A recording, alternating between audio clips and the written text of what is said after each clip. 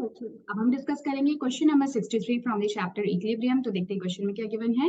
So predict if the solutions of the following salts are neutral, acidic या basic. यानी कि यहाँ पे आपको कुछ सॉल्ट्स दे रखे हैं, आपको ये बताना है कि जब हम इनको पानी के अंदर यानी कि इनका एक्वस सोल्यूशन बनाएंगे, क्या बनाएंगे हम, इनका एक्वस सोल्यूशन और इनका हाइड्रोलिसिस होगा, तो ऐसे में जो सोल्यूशन आपको अल्टीमेट मिलेगा वो क्या है, क्या वो एक न्यूट्रल सोल्यूशन है, क्या वो एक एसिडिक सोल्यूशन है, या फिर वो एक बेसिक सोल्यूशन है। तो इसके लिए आपको क्या देखना होगा, आपको जो सॉल्ट्स हैं उनमें ये पता करना होगा कि वो सॉल्ट किस तरह के एसिड या बेस से बने होंगे।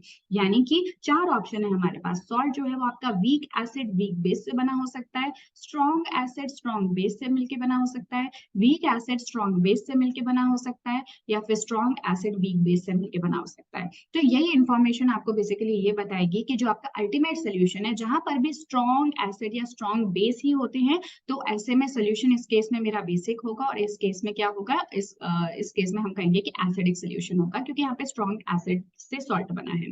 बट अगर दोनों ही वीक एसिड या वीक बेस है, तो ऐसे में मेरा सोल्यूशन न्यूट्रल होगा, और दोनों ही स्ट्रॉन्ग एसिड स्ट्रॉन्ग बेस है, तो ऐसे में भी सोल्यूशन न्यूट्रल होगा, क्योंकि जो भी H प्लस या OH माइनस आयन है वो दोनों एक दूसरे के इक्वल हो जाएंगे, जिसकी वजह से कोई भी सोल्यूशन के अंदर ना तो वो एसिडिक नेचर का रहेगा, ना ही बेसिक, वो एक न्यूट्रल हो जाएगा।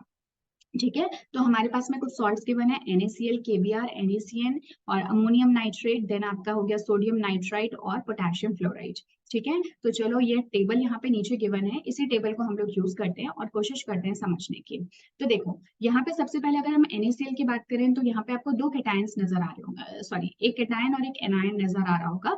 तो ये तो हो गया केटायन, ये हो गया एनायन। तो Na जो है वो कहाँ से आ रहा होगा, खुद सोचो। Na जो है वो एक स्ट्रॉन्ग बेस यानी कि NaOH से आ रहा होगा, जबकि Cl जो है स्ट्रॉन्ग एसिड HCl से। तो ये हो गया स्ट्रॉन्ग एसिड और ये हो गया स्ट्रॉन्ग बेस। तो ये सॉल्ट किससे मिलकर बना है, ये सॉल्ट बना है स्ट्रॉन्ग एसिड स्ट्रॉन्ग बेस से। तो सोल्यूशन बताओ कैसा होगा, सोल्यूशन होगा न्यूट्रल, क्योंकि यहाँ पे कोई हाइड्रोलिसिस नहीं होगा, कोई भी हाइड्रोलिसिस नहीं होगा। जो भी H प्लस या OH माइनस बनेंगे वो दोनों आपस में मिलकर न्यूट्रलाइज कर देंगे एक दूसरे को, वाटर बन जाएगा, यानी कि सोल्यूशन न्यूट्रल रहेगा। इसका मतलब हो गया pH की वैल्यू इक्वल टू 7 होगी। दूसरा पार्ट हम देखते हैं केबीआर। केबीआर के अंदर क्या है, पोटेशियम और ब्रोमाइड। तो पोटेशियम जो है वो बन रहा होगा एक स्ट्रॉन्ग बेस से, जबकि Br जो है वो बन रहा होगा एक स्ट्रॉन्ग एसिड से। तो अगेन ये एक स्ट्रॉन्ग एसिड स्ट्रॉन्ग बेस वाला क्वेश्चन है, तो यहाँ पे भी कोई हाइड्रोलिसिस नहीं होगा, सोल्यूशन न्यूट्रल रहेगा, यानी कि pH 7 हो जाएगा। ठीक है, अब बात करते हैं हम तीसरे केस की। तो यहाँ पे Na और Cn है, तो Na तो अगेन स्ट्रॉन्ग बेस से आ रहा होगा, जबकि जो HCN होता है ना, HCN is what, it's a weak acid. तो यहाँ पे कौन सा कॉन्सेप्ट हो गया, वीक एसिड स्ट्रॉन्ग बेस। तो मैंने आपको क्या कहा, जहां पे भी स्ट्रॉन्गर पार्ट जो है जिसका भी होगा उसी का सोल्यूशन बनेगा। तो देखो सोल्यूशन तो मेरा हो गया बेसिक नेचर का, बेसिक नेचर का मतलब हो गया pH की वैल्यू जो है वो ग्रेटर देन 7 होगी। ठीक है, लेकिन आपको याद करो हम लोगों ने ऑलरेडी पहले भी कुछ क्वेश्चंस कर रखे हैं, जहां पे मैंने आपको बताया था कि जब भी कोई एक सॉल्ट जो है वो पानी में हाइड्रोलाइज होता है, तो ऐसे में उसके अंदर एक एनायनिक पार्ट बनता है, केटायनिक पार्ट बनता है। तो अगर केटायनिक पार्ट ज्यादा एक्टिव होता है एनायनिक पार्ट से, तो ऐसे में मेरा सोल्यूशन क्या हो जाएगा, सोल्यूशन के अंदर हाइड्रोलिसिस जो है वो किसका होगा, वीकर पार्ट का होगा, जो भी वीकर पोर्शन से आ रहा है, चाहे वीक एसिड से चाहे वीक बेस से। आ रही है बात समझ में, वीक एसिड या वीक बेस से। अब तो C प्लस की बात करें तो ये वीक एसिड से आ रहा होगा। इसी तरह से अगर हमारा एनायनिक पार्ट जो होता है ना वो ज्यादा एक्टिव होता है केटायनिक पार्ट से, तो ऐसे में जो मेरा ये एनायनिक पार्ट है ये बेसिकली कहाँ से आ रहा होगा, वीक बेस से आ रहा होगा। तो जो भी ये एक्टिव रीजन्स होते हैं ना, जो एक्टिव आपके केटायंस या फिर एनायंस होते हैं, बेसिकली हाइड्रोलिसिस इनका ही होता है और इक्विलिब्रियम यही अचीव करते हैं, क्योंकि जो सेकेंड जो स्ट्रॉन्ग एसिड या बेस वाले केटायंस एनायंस होते हैं वो तो कंप्लीटली वैसे ही हाइड्रोलाइज होते हैं, कंप्लीटली वैसे ही डिसोसिएट हो जाते हैं, उनका तो 100% डिसोसिएशन हो जाता है, राइट। हो सकता है कि आपको ये पॉइंट यहाँ पे समझने में दिक्कत आ रही होगी, बट मैंने इसको डिटेल में पहले डिस्कस कर रखा है, तो आप एक बार वहां से देख सकते हैं।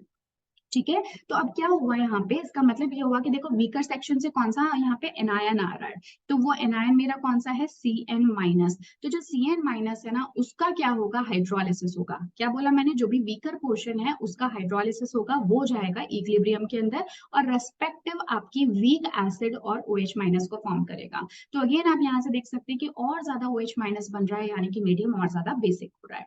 ठीक है, और इसी तरह के रिएक्शंस के लिए आप याद करो हम क्या निकालते थे, H हम निकालते थे, याद आ रहा होगा, हाइड्रोलिसिस कांस्टेंट। ठीक है, वहीं पर ही मैंने इस कॉन्सेप्ट को डिस्कस भी किया है। चलिए आगे बढ़ते हैं, NH4NO3, तो यहाँ पे क्या है, अमोनियम और नाइट्रेट। जो अमोनियम है वो क्या है आपका, अमोनियम हाइड्रोक्साइड से आ रहा होगा, जो कि क्या होता है, एक वीक बेस होता है।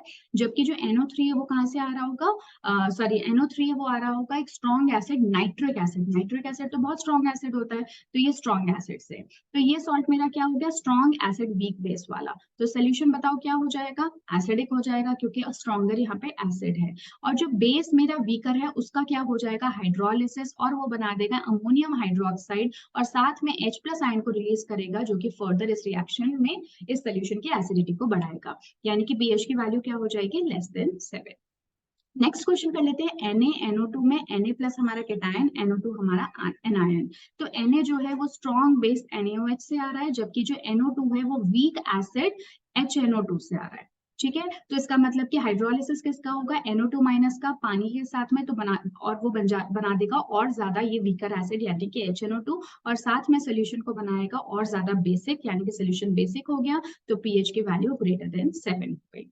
ठीक है, और वैसे भी आप देख लो कि NaOH है तो स्ट्रॉन्गर बेस है, तो मतलब OH नेगेटिव के आयंस की कॉन्सेंट्रेशन बढ़ती जा रही है सिस्टम में, तो रिजल्टेंट सोल्यूशन बेसिक हो गया। इसी तरह से लास्ट क्वेश्चन देख लेते हैं, ये है KF, तो K आ रहा होगा आपका स्ट्रॉन्ग बेस यानी कि KOH से, और F आ रहा होगा आपका वीक एसिड यानी कि हाइड्रोजन फ्लोराइड से। ठीक है, तो बताओ, क्योंकि स्ट्रॉन्गर यहाँ पे बेस है तो सोल्यूशन कैसा होगा, बेसिक होगा, यानी कि pH की वैल्यू ग्रेटर देन 7 होगी। उसके अलावा जो वीकर पार्ट है वो कौन है यहाँ पे, F माइनस, तो F माइनस का जब हाइड्रोलिसिस होगा तो ये और ज्यादा HF फॉर्म करेगा, और साथ में और ज्यादा OH माइनस आयन की कॉन्सेंट्रेशन बढ़ेगी, जिससे कि अल्टीमेटली सोल्यूशन आपका बेसिक ही हो रहा है।